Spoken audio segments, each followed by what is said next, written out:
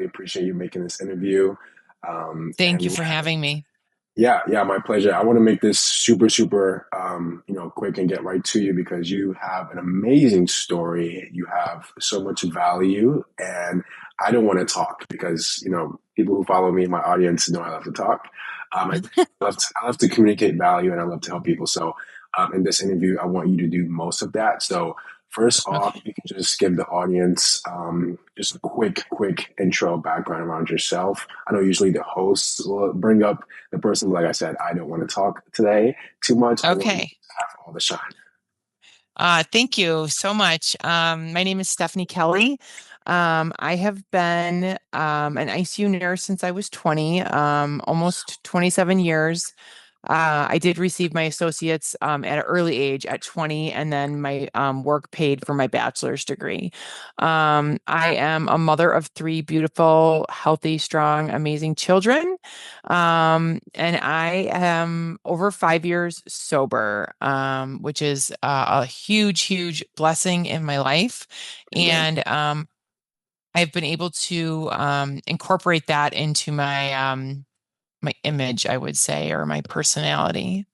Yeah, that's amazing. And I love that you said that last part because I think a lot of people struggle with identity and just who they are, especially in this time, this social media realm, this AI Yeah. realm, this instant microwavable realm.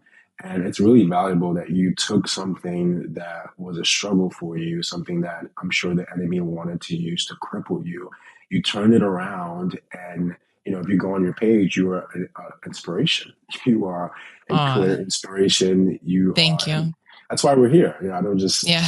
to give an hour of my time to everybody. That's why we're here. Thank Um, you. yes, my pleasure. So can you take us back to when you first realized that you were struggling with alcohol and how it was starting to affect you as a nurse and maybe too as a mom? Sure. Um, I would say uh as soon as I started drinking, I didn't drink until I was 21 because of family history. And immediately the first time I got intoxicated at a club, within days I was having cravings and pouring a drink at home alone, like on a weeknight. And that was when I was 20 or 20, 21. So and I got sober when I was 41. So I was fully aware of a potential for a problem since was 21. Um, I was I covered it with a party girl image. Everything's okay. I'm successful at work. I'm successful at life. My family loves me. And I tried to keep my party image, separate from my family, even though they knew. But it was okay because I was still working and still successful. When in reality, it was routinely blacking out. In my 20s, it was fun. I did have fun. In sobriety, we're not really supposed to talk about that, but it progressed. And I would say by my late 20s, I had started having, I called them bad performances, like, where my behavior was unpredictable. And then I had my children in my 30s. And so I was pregnant and I was nursing, and um, drinking slowed down.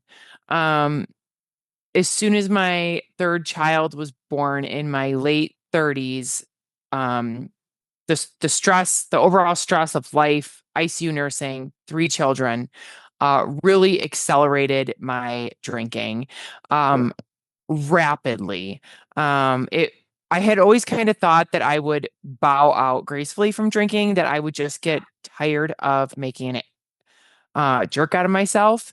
And I thought that I would, just say enough is enough. This isn't serving me. But that really is not at all what happened. I ended up going down the dark tunnel of like 24/7 drinking. I started drinking in the middle of the night to put myself back to sleep when I would have insomnia related to drinking. And once I started that, it just quickly went downhill, to the point where my the tip of my drinking, or the highest worst part, coincided with COVID and COVID ICU nursing in 2020.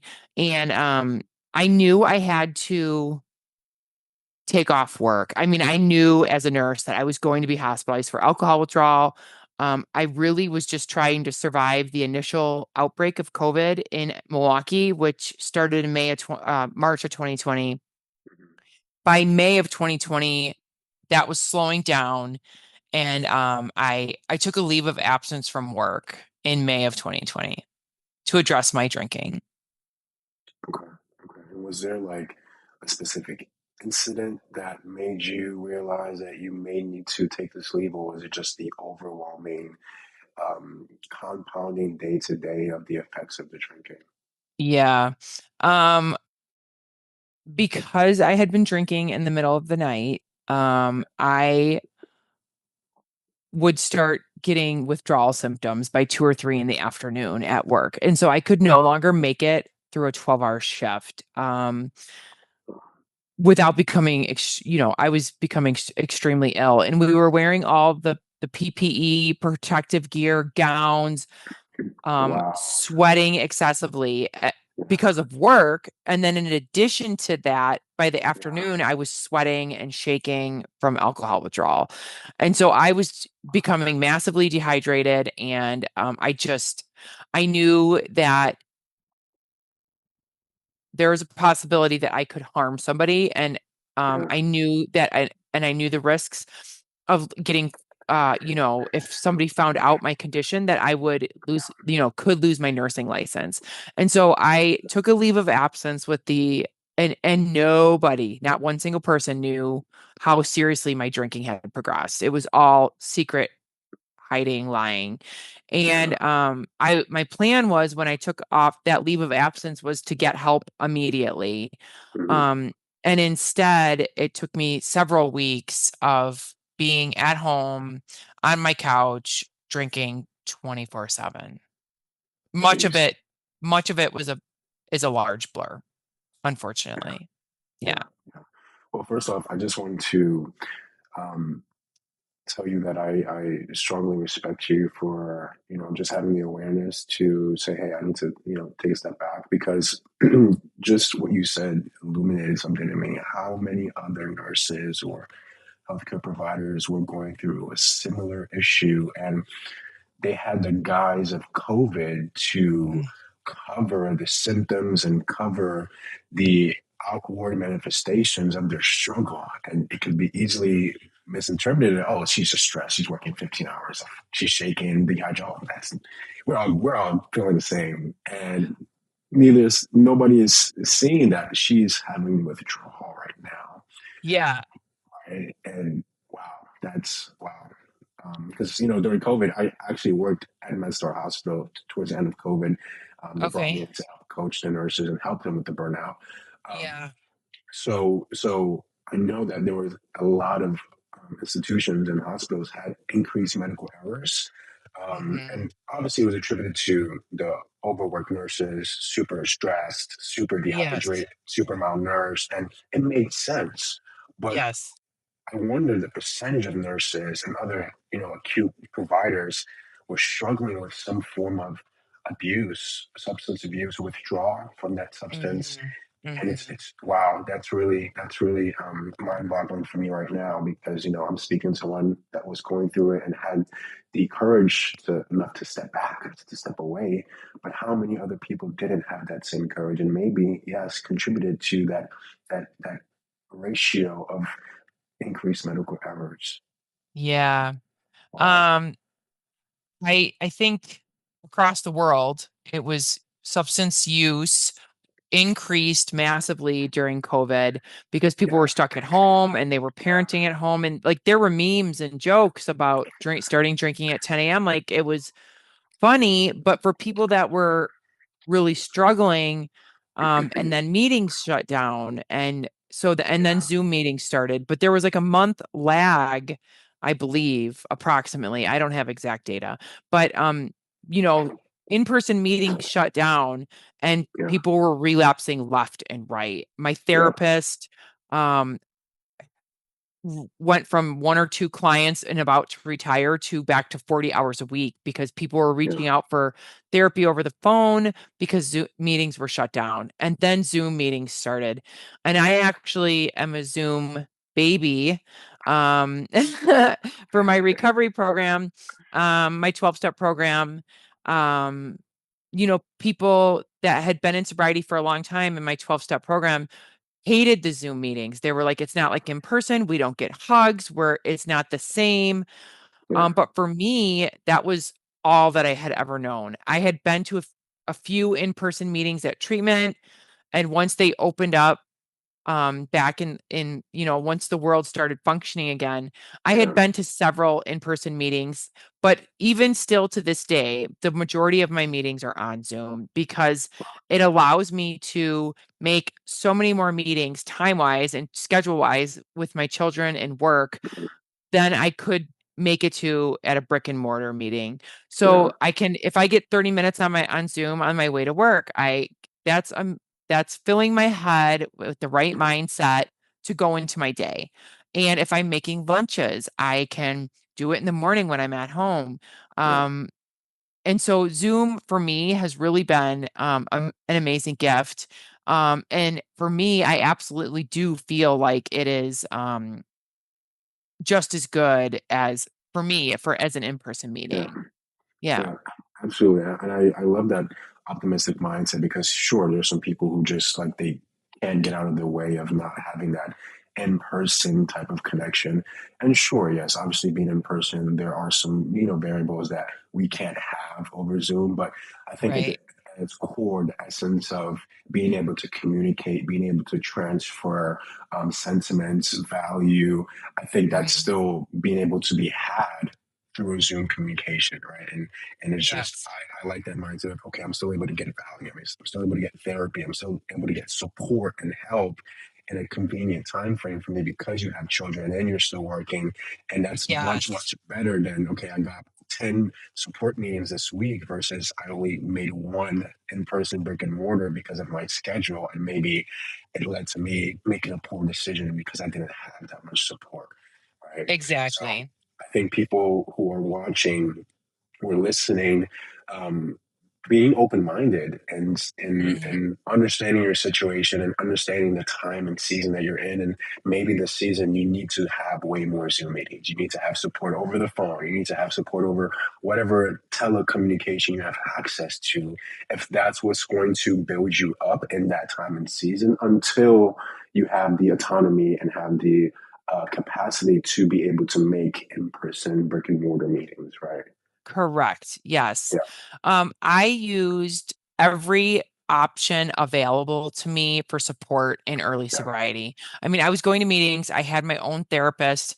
I took advantage of the employee assistance program, the sessions, and I would talk to different people about different things. And I was very concerned about my children and the effects of my absences, two absences for 35 days when I was gone for the first time I was in the hospital, and then I went straight to treatment, and there was no visiting due to COVID. So I didn't see my children twice for 35 days. And I was obviously very concerned about my absences, mhm, how my actions in drinking had affected my children.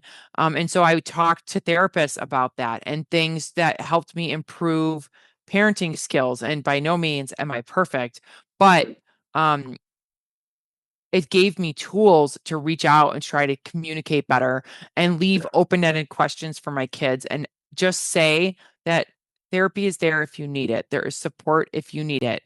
I did actually make them go to therapy for the first year, 9 months to a year approximately.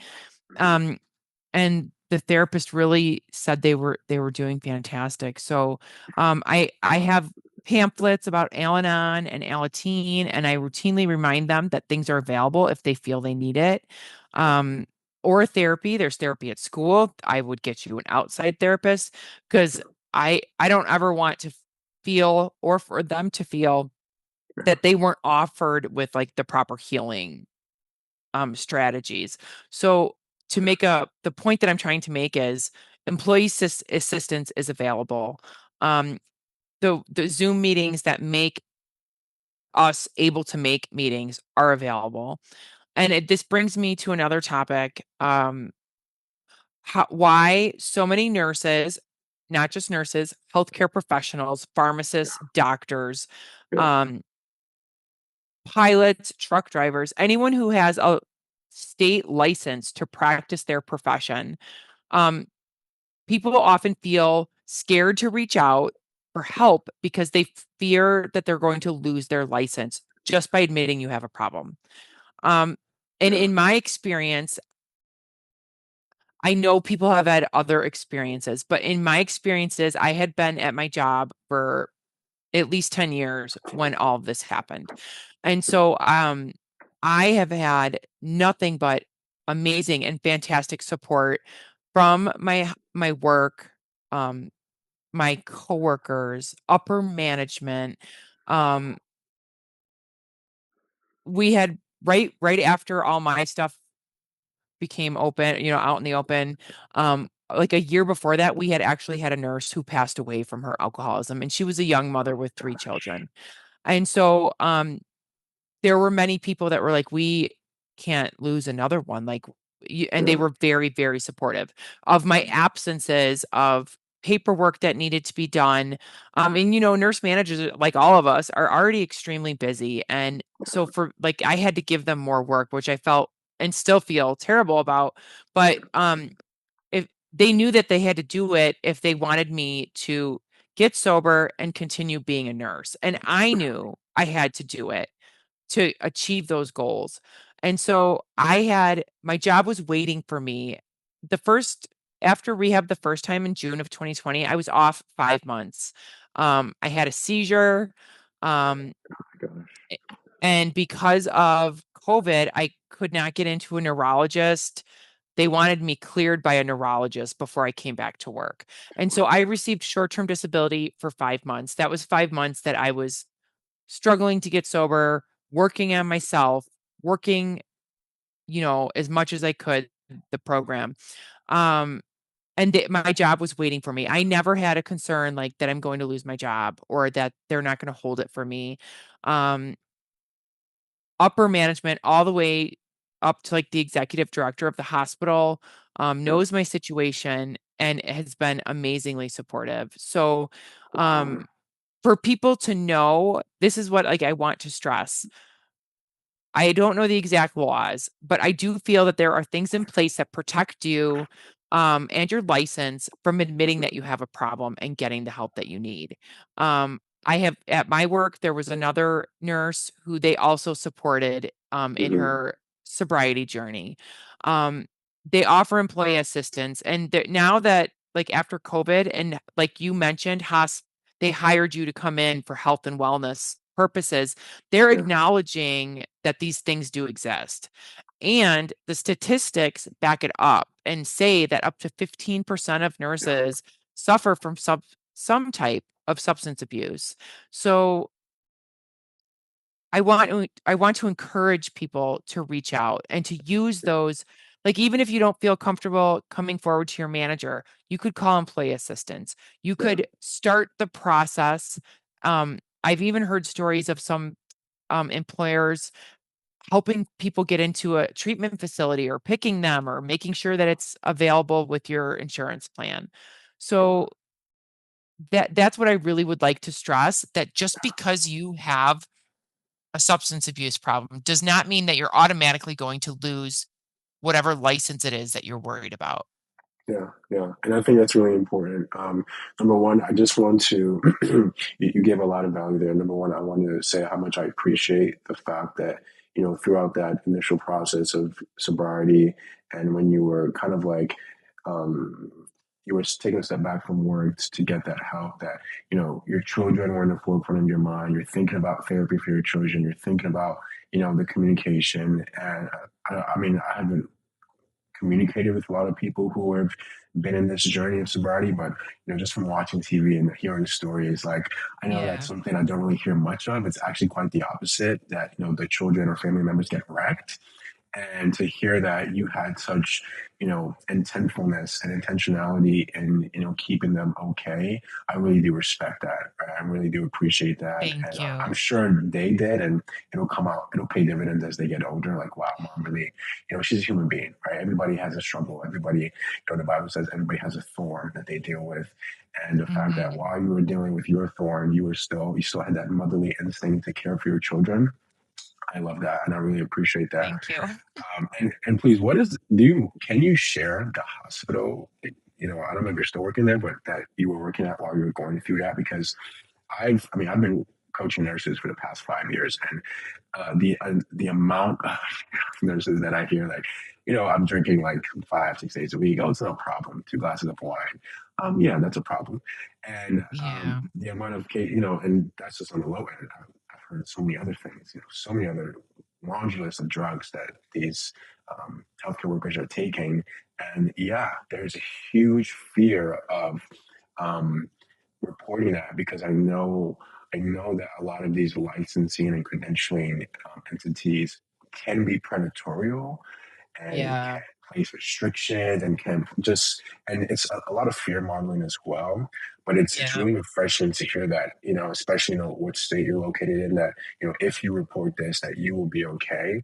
And I Yeah. know a lot of hospitals do not support their nurses. That's why I wanted to get the name of your hospital and give them a shout out in the executive team. And that's really awesome to hear that even up to the C-suite level knew about your situation and Yes. was providing that support. And I'm sure, like, the death of the other nurse the year before made it more personal, and then they didn't want to lose another nurse. I'm sure you're a great nurse, so I'm sure that Yeah. added some elements for them to care more about their staff. But Yeah. the majority of healthcare Yes. conglomerate does not care about their staff.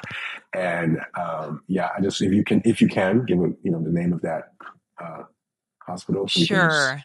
I'm just going to generically say St. Mary's, Awesome. and not go into more details. Yeah, Um, the people, understood. if anyone hears this, they know who they are and what they did for me. Yeah, And I think a lot of it, choosing my words carefully, um, absolutely. had to do with the personal situation, the length of time that I had been there. It came from the people in the hospital, not so much from the corporation, if Gotcha. that makes sense. Um, Absolutely. but yes, so they were amazing. So I'm forever grateful for that. Oh my gosh. Sorry, we'll have to delete that part. No I am worries. so sorry. Oh my No gosh, worries. now what did I do? Can you still No, see me?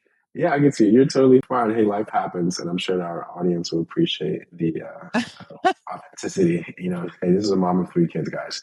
So give us a break. Okay, so how has your journey of recovery unfolded, and like, what have been some of the most pivotal moments for you throughout this whole process? Sure. So I would also like to share that just because you're trying to get there, okay, there's two things. Um, we're talking about sobriety and alcohol. Um, there is a difference, and I think extra fear for nurses who are, or anyone, or healthcare professionals who are using opioids and Mhm. potentially diverting from the hospital.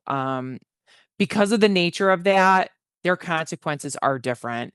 Yeah, And such as they they might not be able to work in a hospital environment where there's narcotics available until they complete the license monitoring program. And so there's a whole extra layer of fear.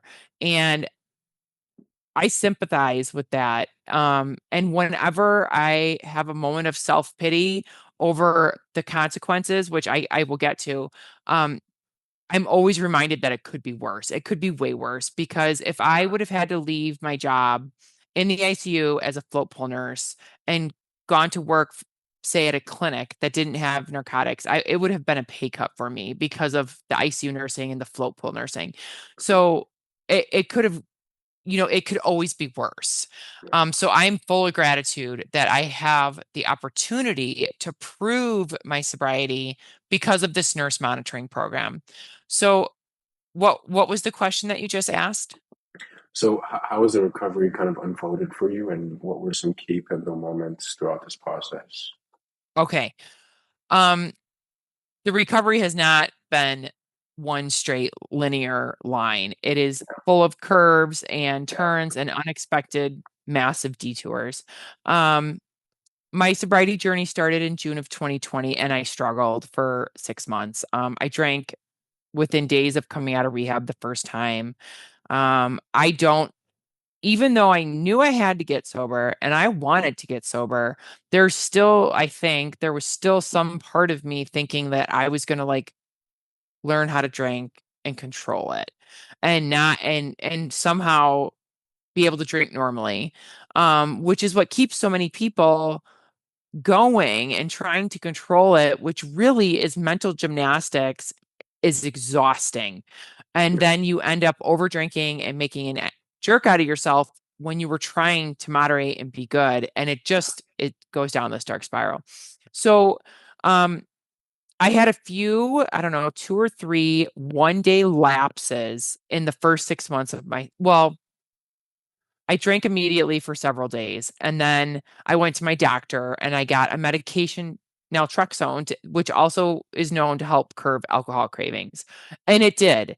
And so for the next 6 months, I think I got 60 days sober a couple of Nice. times. Nice. And I every time you slip up, you go back to step one. So I would do steps one, two, and three and have a slip up and go back to step one. I was going to meetings. I was talking to my sponsor. I was not rigorously chasing my sobriety. I was not rigorously chasing and working the steps of my 12-step program, which is what is required because you have to complete all the steps to get the spiritual transformation that we're talking about to achieve long-term sobriety. So, um, in December of 2020, after 6 months of struggling, I um, had a triggering event and I left and drank while I was driving. Mm. Um, my drink of choice at that point was vodka, like straight out of bottles, and it was, like cheap, nasty vodka, and I was driving. So I ended up crashing into another vehicle, um, injuring people, and I kept going. The nurse that normally stops to help people kept driving, and I crossed a state line. I only went a mile or two. I don't know the exact distance. I wasn't getting chased by the police. I didn't Mm. even know that I had hit anybody. I thought I hit the median. Um, when I hit the median, the windows shattered on my car, all the airbags deployed, and I kept driving. And it was in December in Wisconsin. So I think the cold woke me up and snapped me Mhm. out of it, and I pulled over. Um, so this event was the turning point in my sobriety journey. I woke up in jail on December 21st, 2020 in Illinois, not in where I live in Wisconsin. And I stayed there for 6 days over Christmas of 2020. And that experience of being in jail, I had never been in jail before.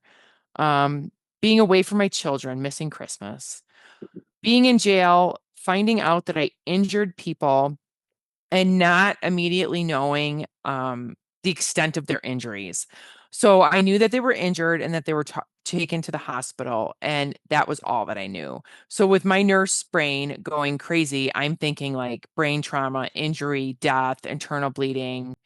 And if they would have passed away and I would have been charged with vehicular homicide, the thought of being away from my children, like mom's alive, but she's in jail, Mm. prison for years, scared me straight. Um, so that was like the first day in jail. I found out that. Then the second day, I found out that I had was going to be charged in two different states. So for the same incident in one day, I got a DUI in one state in two states for crossing the state line. I was so that all worked out because I was able to maintain my sobriety after that. So my first time attempting to get sober, um, I had empathy, I had support. People were cheering me on and rooting me on. And 6 months later, that was gone. And so it's a lot like they teach in my 12-step program. You know, if you go back out there, we never come back because it's better out there or because you have so much fun and it's such a good experience. We come back because things always get worse. And your drinking picks up right where you left it off, and terrible consequences happen. I'm lucky I survived that car accident. The two vehicles were totaled. Um, I was told by the looks of my vehicle that I should be dead, and I to walk away with a few bruises, you know, miracle moment. And then I was blessed with a literal miracle spiritual experience in jail. Um, and I no longer have cravings for alcohol. I think I firmly implanted upon my brain, nothing justifies the first drink. No triggering event, no argument, no stressor, no financial problem, job problem, anything. Nothing justifies a drink because A, there's not only going to be one drink because my brain doesn't work that way. And B, it's not going to fix that problem. It's only going to make it worse. And so I have been, as everybody who gets clean or sober, life continues to happen on life's terms. Mhm. And now, excuse me, now we have different tools to use to deal with those problems instead of drinking over it or whatever the case may be. I reach out, I go to a meeting, I talk about it, I do yoga, I take deep breaths, I pause, don't talk because I used to always blurt stuff out, and I think about what I'm going to say before I say it, which is a miracle. Because I like you, I like to talk, as you can tell. So yeah, the way the story happened is not ever what I anticipated, what Mhm. I imagined. The whole year of 2020 for me and for the world was a dumpster fire, but especially like double fold for Yeah, me and my family. Um, and so I'm super grateful to have stacked up a couple of 24s now, and hit 5 years sober in December awesome, of 2025. Yeah. awesome. Um, Congrats. absolute miracle. Like for somebody who couldn't stop and was, hiding bottles under their mattress and in their closet. Um, it really, it's just unbelievable. I still can't believe it, much less that it's 5 years. So Yeah, yeah, that is wow, wow.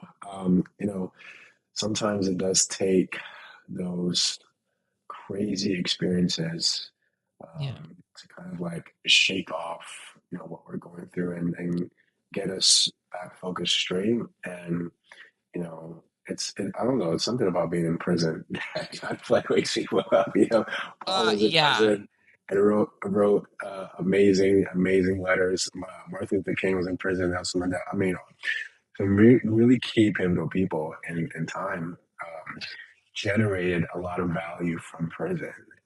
And I think there's something spiritual about that. I think, because you're isolated and you're at your kind of like worst state, you were bruised Worse. up, you were probably, recovering from, being drunk. And, I think that's when God was like, oh, I can talk to her now. She's available to talk now. She's of Yeah. exactly. I She's was, available. I had Yeah. achieved the most humble place in my heart. Yeah. And when I was asking God for help before, it wasn't from the right place. It was like, how could you allow somebody to be this way? Like, if you loved me, why aren't you Yeah. helping me? And why won't you take this away? And then when I was in jail, it came from not only a place like, I need your help, but also if you help me, I will help others. I promised God that I would carry the message if I got sober. And Amen. so that's why I recover out loud and proud. That's why I take Yeah, the opportunities for these interviews, and especially for nurses. It holds a special place in my heart. Like I was born to be a nurse. I've yeah, been a nurse since I was 20. My mom's a nurse. I've so many family members that are nurses. Um, I'm just a caretaker, like in general. And so to know that other nurses are struggling, yeah, big time. and that, I mean, people tell me to my face, that coworkers who have come to me and told me, like, we're so proud of you because I'm so embarrassed. I don't talk about this. That thank God somebody is for the people who can't. Like somebody is Yeah, speaking up for the people who can't because of whatever reason. yeah, And so the first time I shared on social media about my sobriety journey, literally my DMs blew up from like 10 coworkers that couldn't believe that I was posting that so publicly. yeah, Um, but everybody is struggling with something. If it's absolutely. not substance abuse, it could be mental health issues or other health struggles or family issues. And so I think sharing this openly just makes it more humanizing, and we're all humans. And if we could all just help each other and support each other, the world, like peace and love, Well, the the world world would would be be such a awesome. great place. It was Right. awesome. Yeah, Yeah. So, yeah. yeah. No, I truly agree with you, and I believe that's why sometimes God allows some people to go through these kind of situations because I Yes. think I think He wanted thankfully you were not harmed, those people were not seriously harmed, and And they you know, recovered. Yes. and they recovered. And he wanted Mhm. to take you through all of this because he knew that your heart would be the perfect heart to come out of the other side and champion this message and be that light because other people can't, they can't even talk about it, you know, let Right. alone bring it out in the public and try to help other people. Yeah. They just don't have that level of rank and authority, and you do. And it sucks you have to go through the bad stuff, but you know, Yeah. on the flip side, on the other side, now you're championing for those who can't champion for themselves, and you're spreading the message. And your story obviously connected us. Now this message is going to bring, go out to my audience, and which is Yeah. with nurses and other healthcare professionals who are dealing with sobriety issues, and not just alcohol, a lot of other stuff. But Right. Right. it's gonna be a blessing, and it sucks because I think nurses and not just nurses but healthcare professionals, but nurses and healthcare professionals with acute advanced practitioner care, right? So respiratory therapists, physicians, PAs, Mhm. because of that stress and that pressure, like that pressure is not, you can't compare that to that of a CNA. Not saying a CNA is, less valuable. Absolutely not. Every component Yeah. of healthcare is valuable to patient care, but obviously everybody has different roles and different Right. levels of complexity of their roles, right? And I think on Yeah. those higher complex levels, like I have surgeons in my network who, they manufacture their own drugs to keep them awake, and it's crazy. And I never, and I'm blessed that they could tell me these things because I'm in this field, Hmm. and it's all in Yeah. confidence. But it's like really, it's really illuminating for me, and because I just wonder how many other people are going through this and taking this stuff. And because they're of the complex nature of their job and caring, and during COVID, you guys were working 16-hour shifts and not Yeah. eating, not using the restroom. That the human body, I tell this all the time, the human body was not meant to do that, especially a woman's body. This is not being sexist. God just made you guys, a little different than men, right? But Hmm. still that, man, it's tough for a man to be awake for 24, 48 hours and making critical decisions and opening people up and being on your feet. Yeah. No human being should be subject to that. Right? It Right. just doesn't work. And when you perform that lifestyle over months and years, and there's a wear and tear on your physical and mental health, and that's why it's there. That group is that demographic is so susceptible to, you know, substances to Yeah. stay sometimes to just stay normalized. Yeah. I think, like you said, Mhm. if other people had a heart of compassion, like, oh my gosh, I'm sorry you're going through this. How can we help? Versus ridiculing, oh, you're supposed to be a doctor. How can you be taking drugs? And you're supposed to be a nurse. How can you be drinking and hitting people? And that's never going to solve the problem. That's just going to Right. perpetuate new problems, right? Exactly. And we're just going to have a condemning nature. But Right. like you said, I love what you said. We can all have a heart of compassion and an optimistic mind, and hey, how can we help people? How can we provide extra support? What new programs can we develop, so these people can grow through their situation and stay in their profession? Like, we need more doctors, we need more nurses, we need more of you guys, because people are getting bigger and there's more to do. Yeah. So we need more advanced healthcare practitioners, and we don't want to lose the ones, especially who have a lot of seniority, who have a lot of Yeah. years of experience. We don't want to lose them, right? We want to keep them and Yes. help them support them through what they're going through. So I have one last question. Sure. It's almost been an hour. Wow. That's why I love these things, because when it's something's really valuable, time just escapes. Flies by. There's I no such thing agree. as time. So that's how I know this has been really valuable for me, for sure. Um, so what advice would you give to organizations, businesses, obviously hospitals or healthcare settings, that want to better support nurses with substance abuse challenges, whether it be alcohol or other drugs? What advice would you give them? Obviously, you've been in this space and you've been working Sure. hand in hand with some of those support groups with your organizations, and I think that would be Hmm. really valuable for people listening. Sure. One piece of advice I would give is um, you're never going to be ready. There's never going to be a day when you're like, okay, let's do this now. Delayed admitting of a problem, delayed seeking help is delayed recovery. And so the sooner you start, the sooner I hope you are going to find recovery, freedom, freedom from the chains of addiction, Yeah, which is something I didn't understand until I experienced it. yeah, The freedom. I didn't realize how chained I was to hiding in the house and, not going to social events until you yeah, experience life on the other side.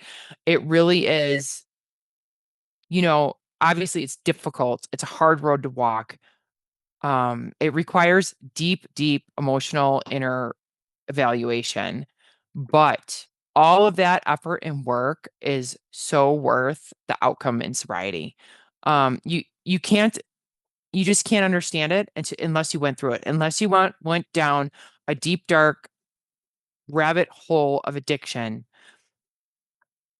I used to not be able to understand how people would say I'm a grateful recovering alcoholic. And now that's exactly yeah, what I say, because compared to, like, I was on a death spiral. I was either going to die from my BAC being so high, or from a car accident or erratic behavior or something, versus this life. I promise you it's worth it. It gets better. yeah, Help is available, support is available, stigma is decreasing. And so just please reach out. And on the note of reaching out, there are peer support groups available specifically for nurses, I'm sure for other professions. yeah, I know in Wisconsin, where I live, there absolutely is a peer recovery support circle. And I also know that they meet with the directors from other states. So I'm sure that other states have these types of programs for nurses. Um, and the fear of losing your license for nurses is not an immediate thing. There is a monitoring program, which I am currently on, that is how you keep your nursing license. Because I self-reported for my DUI, I'm on the monitoring program. So I have the opportunity, that's how I look at it, to hmm, prove my sobriety through yeah, daily actions. So the fear of losing your license is shouldn't be there. They'll work with you. And you deserve, after all the care we give to other people, you deserve to stop and take time off work and take yeah, care of yourself. If you think you can't afford it, you'll get short-term disability. Take that time for you, because if you're not the best for yourself, you're not going to be the best nurse or the best mother or the best person in general. And so it really is important to heal ourselves so that we can keep giving back so much more to other people. Yeah, yeah, I love that message. That was really valuable. This has been such an honor, and like I said before, I just greatly respect you for just your decision making, after the fact, and being able to be this voice now for healthcare workers struggling in this space. So I bless you. I know everything you're doing will be blessed. I know God will continue to elevate you and put you in front of the right people to continue to spread this message and help other people. Yes.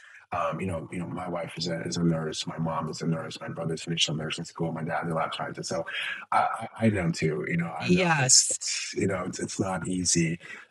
So I just really, really appreciate you. And for everybody listening, I will tag her Instagram in the description of this, and other information, and I will try to also link some other resources for people who are struggling, for healthcare workers who are struggling and are in fear of losing their license. Thank you guys so much for watching. Thank you guys so much for listening. I'll catch you on the next video, the next episode. Peace. Thank you so much.